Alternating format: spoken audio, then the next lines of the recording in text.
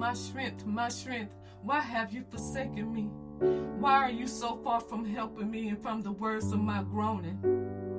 But you are holy, enthroned in the praises of Israel. Our fathers trusted in you. They trusted in you, delivered them. I was cast upon you from birth. From my mother's womb you have been my strength. Many bulls have surrounded me. Strong bulls of Bashan have encircled me.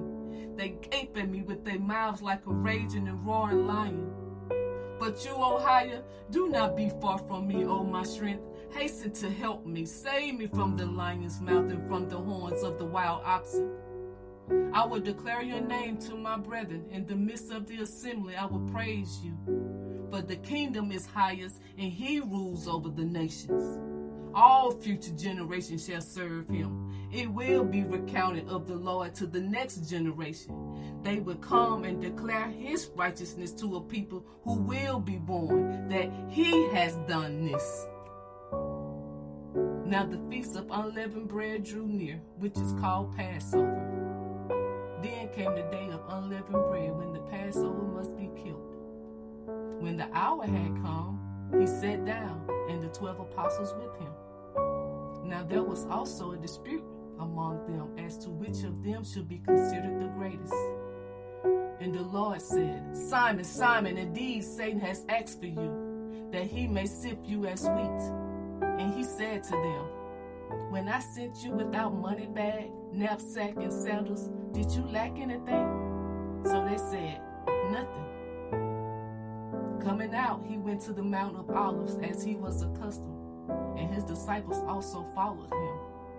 And while he was still speaking, behold, a multitude, and he who was called Judas, one of the 12, went before them and drew near to Jesus to kiss him. Having arrested him, they led him and brought him into the high priest's house. But Peter followed at a distance. Now the men who held Jesus mocked him and beat him. As soon as it was day, the elders of the people, both chief priests and scribes, came together and led him into their council, saying, Then the whole multitude of them arose and led him to Pilate. And when Pilate heard of Galilee, he asked if the man were a Galilean.